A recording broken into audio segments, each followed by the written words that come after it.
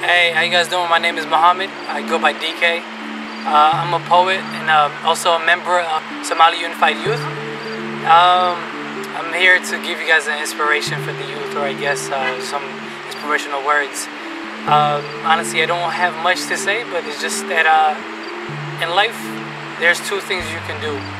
Either you choose the right path or the wrong path, and that's it. Like really, just the Dean way. There's no other way to explain how to live a good life for a youth. The more connected you are to the Dean, then the more better person you become yourself. I'm not gonna be like saying a hypocrite or something, you know, but I'll do as much as I can to benefit you guys. I would like to do a poem, but you know, I do love poems mostly, and there's only one that I can remember in my head, and I've done it in the previous past, and hopefully you guys like. It's called If I Was a Love Poet. If I was a love poet, I would gaze into your eyes, and for every eyelash, give you a reason to why I made you mine. I'm not here to tell you a story so that you can read between these lines or try to make you understand how much you mean to me. I'm simply giving your mind a vivid image of our destiny, because without you, I'm just a rhythmless scene.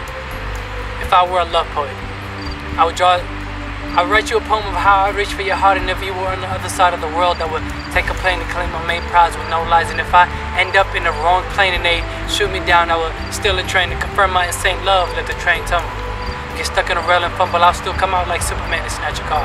Now if it happens to break down, don't give in, cause I still ain't down. I'll stay fly with these wings till I reach you, and if they happen to fall apart and I break my legs, I will crawl on my bare hands just to be next to you.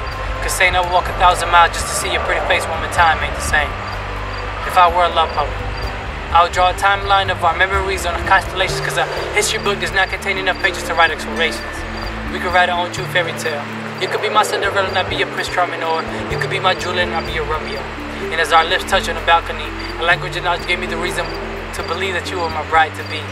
But honestly, that seems too illogical to happen. So if anybody ever asked me if I loved you, I would say no.